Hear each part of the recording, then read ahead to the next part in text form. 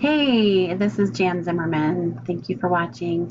I am here to share with you my final reflection via video vlog about the Q Innovators Educator Certificate that I just got finished completing.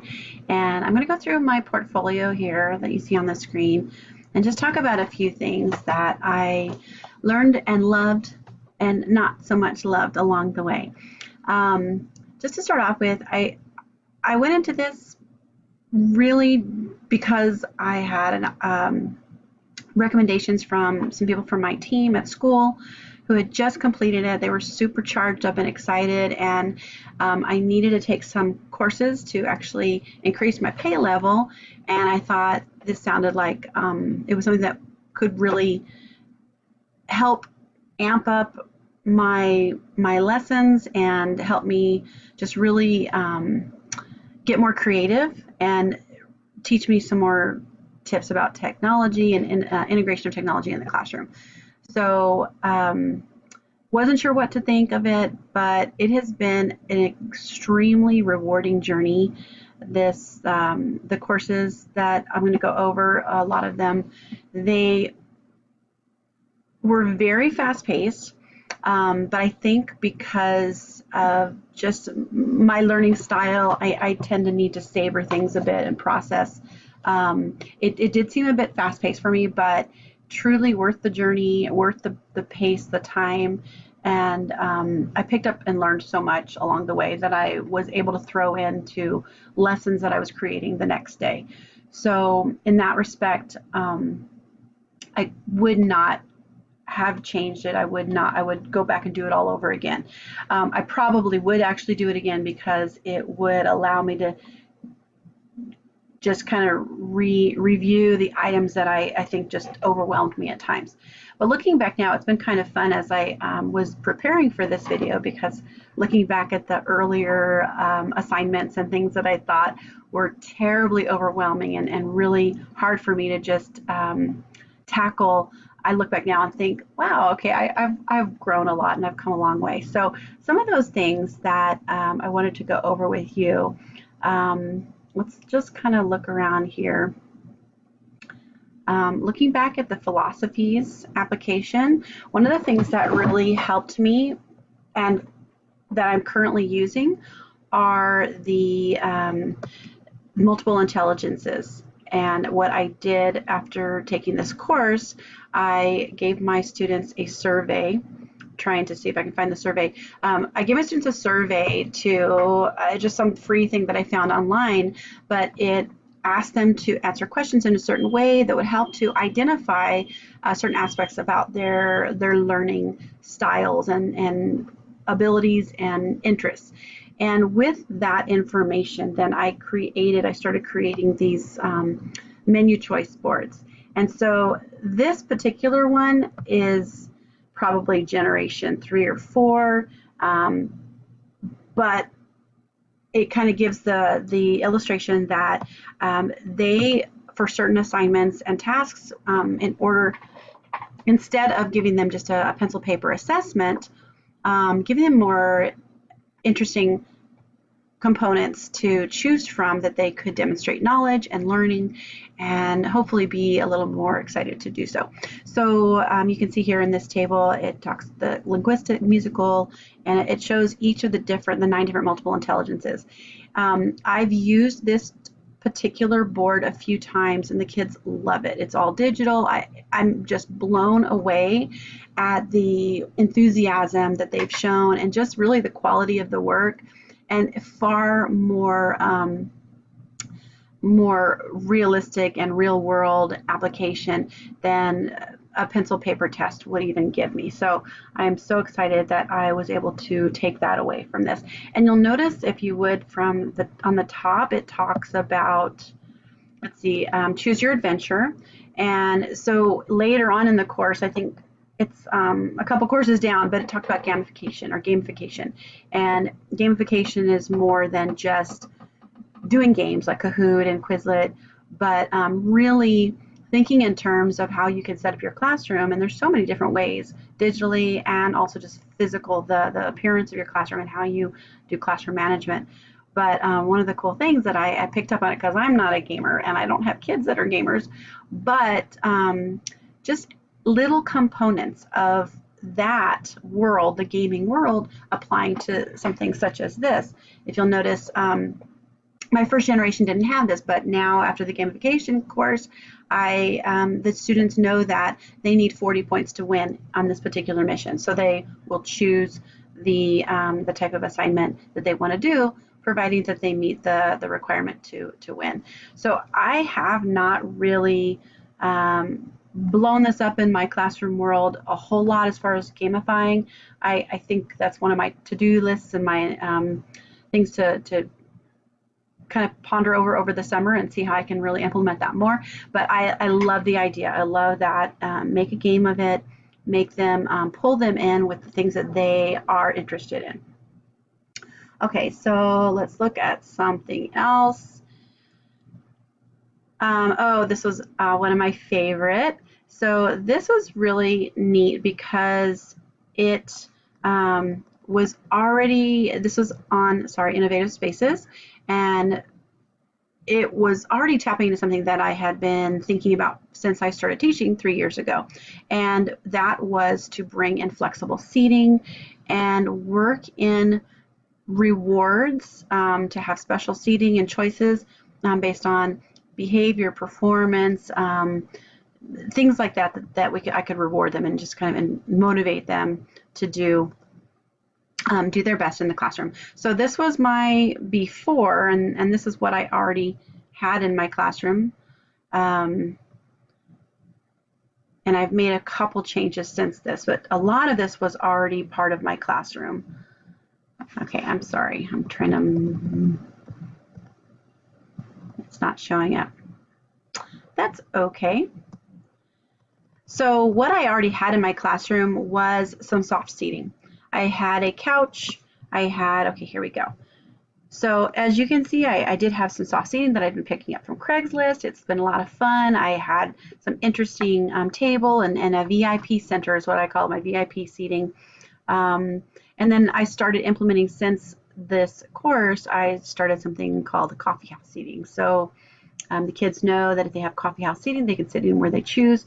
Since this time, I did, there's another picture of my small group seating, and this is kind of standard desks. Since this time, though, I have removed a few of these tables. I now have 2 round tables, more like a little coffee house or a bistro. And then back in the back of these rows, I pulled in some high tables, really with the intent so that students would be able to stand and do their work, because I have a lot of kiddos that just can't sit still, so standing really works best for them. But I didn't want to leave it as standing only, so I did pick up high chairs as well. So the kids love that. And then the last thing I did implement, which doesn't show here, are the big yoga balls. So I have several of those. So occasionally, usually on Fridays now, because my kiddos can't seem to control themselves if I do it every day, and I want it to be special when I allow the flexible seating. So they get to choose where they want to sit, and they love it. So this was a great course. Lots of fun, and like I said, it was near and dear to me already, because it was something that I had already been thinking about. So this was a proposed plan, and this again on my summer to-do list, but it does show a little variation of what I already have, just kind of moving things around. One of the challenges, or one of the requests or suggestions, was to kind of do away with the traditional teaching corner. And currently my teacher's desk is here, and it's really got too much going on, and I really do need to thin some stuff out. So what I plan to do is pull the small group over here and just work off of that area when I'm not doing small group. All these white areas are my desks that I currently have, and I plan to, hopefully over the summer, go ahead and top those with whiteboard paint. All the surfaces that you see here. Thanks to Ed Campos, I attended the CMC conference in October and attended his workshop for Math 360, I think is what it was called. But he talks about, just making all the surfaces whiteboard. And again, it's very engaging. The kids are They love it, for one, but number two, you really get much more participation, and it's just opens up a lot more avenues and opportunities for learning. So that was really a good idea, and I hope that I can complete a majority of that in the summertime. And just kind of moving the front of the classroom away from the front, not doing your standard everybody looking towards the board, but rather kind of centralize it. And I attended an AVID seminar and talked about Socratic seating and Socratic seminars, and so I kind of really want to station my tables around so it would be more conducive to having Socratic conversations and discussions. So that, like, this is kind of your inner circle and maybe your outer circle there. And they can switch off. So a lot of that really does play in well with the innovative spaces, and I love that. So moving right along, I have, let's see what's coming up. Creating a video. I did that, and it was a ton of fun. And I'm going to see if I can show you a little bit of that while it's loading. It was a ton of fun, but in the same respect, it was a lot of work. It took hours and hours and hours to create this silly video. It's 4 minutes long. We were talking about, what were we talking about? Equations, algebraic expressions. Hey Wildcats, welcome back. This is Mrs. Zimmerman. As I prepared this video, I was very proud of myself. I integrated a lot of animation, and I even created a little silly story and things that the kids could relate to, like going to In-N-Out and playing soccer and just the cost of different things. And so I had a menu. We talked about all the equations and how might we place a big order and organize the information. So taught them how to assign a variable for each of the items and then replace the variable with the information from the table or the menu. So it was a good lesson. It did meet the my objective that I wanted for the lesson and for the kids. And then after I spent all of that time, I realized that there are many, many other resources out there that are way better than what I did. And so, like teachers do, I will be borrowing and stealing and using all of those amazing resources that are already in use. But it was fun. I'm glad I did it. I learned a lot. I did use Screencast-O-Matic, I think, the same thing I'm using today, and just with my voiceover instead of the picture in screen. So that was my fun little thing. It's on my YouTube, and that's probably the last one I'll do because, like I said, there's many other people that do it so much better than I do. But it was fun. So this next course is the gamification or gamification, however you say it. I'm probably saying it wrong. That's okay. So what did I do here? This was fun. It was a little out of my element because I'm not a gamer. It's not something that is in my world. But I mentioned already with Menu Choice Board, talking about just making it more relevant to them and allowing them to kind of buy into what you're dishing out, what you're selling. A couple things. I realized this video is getting kind of long, so I'm going to try to wrap this up and see if I can find something that I really wanted to talk about here with you. So here's a Web 2.0 lesson. We learned so much about apps and digital tools and so many more that I could ever remember or imagine to have ever known. But the tools themselves have been immensely useful in my classroom. I would go to class, do my workshop in the evening, and the next day I'd have, half a dozen new tools and apps and extensions to try in the classroom. Kids loved it. I'm always using them as guinea pigs and letting them just have fun and let's learn together. I learn side by side with the students all the time. So I'll pull something in, like in this case, for this lesson, I did a Flipgrid and we use Quizlet. So Flipgrid, if you're not familiar, it's one of those little kind of I don't even know how to describe it, but the kids record themselves responding to a topic that you have placed on there. So it could be a question, it could be a survey, it could be a academic related, it could be just a general question for fun. But they love it. They record themselves. I had the kids doing it in the classrooms, and then I realized that it's just too noisy. They've done it at home, and I've loved watching these little recordings. But they respond to each other, and they can. We did it for Socratic debate on a topic. It's a really neat tool to use. So I love that. But yeah, the Web 2.0 tools, it's endless. There are so many out there. I started curating a lot of them through different social media, which was one of our other classes, and through Twitter, Google Plus, and Pinterest. So that, if you are new to doing this, that's my biggest recommendation for you, is find a place that you like to use, whether it be Twitter or Pinterest or whatever, and just start curating a lot of those tools. And then go to YouTube and type up, a tool or an app that you're interested in, and watch a tutorial, watch it in practice, and just play around with it. And don't be shy or afraid to try, because that is the best way to learn. I'm going to wrap this up with just a little visit into my signature assignments and just talk a little bit about my Innovative Educator project. So we were, as we are learning through all these courses, the final masterpiece was to create a project at the end that could be, in a sense, global, and a work in progress, because as we know, these things, they grow, they evolve, and they can change over time depending on what the use is. And that's kind of what happened to my project the whole time, is it kept changing, because every time I would learn a new trick, I wanted to implement that in my project. So I kind of was all over the place, finally ending up with a site that I'm calling Hack My Lesson. And the hack stands for HyperDocs, Apps, Collaboration, and Knowledge. So within this site, it does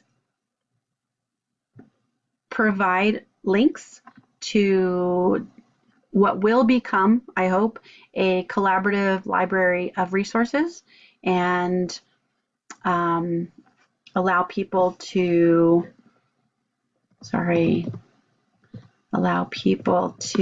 view those resources and share the resources. And I want to show you this part here, because I'm not done, and it will be a work in progress. But what I plan on doing is to launch it out, work on it over the summer. I'm gonna have a busy summer.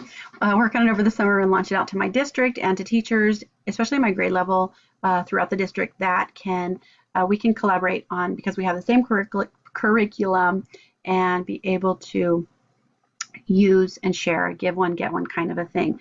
But I have here links with tutorials. I have here tables with different apps that can be used, collaborative tools that are great for you doing collaboration in the classroom. Choosing your adventure, those menu boards. I created some Escape the Rooms, digital breakout EDUs. So those will be included. Things related to SAMR. And then, of course, HyperDocs, which be related specifically to the curriculum. So that is a work in progress, but it is really been a labor of love, and I'm very excited to bring this to my district next school year and see what they think. So that is the extent of my my very long, I'm sorry, video reflection. And I've learned so much from this course. And I think that I would recommend it to anybody, even if you think you know a lot about technology already. There's lots of little nuggets, amazing workshop facilitators, really, really talented people out there. And getting on Twitter has been an amazing game changer for me as a teacher, and just learning how I can up my game and continually teach myself and learn and grow as a professional. So that was it, and thank you so much for watching all the way to the end. Bye.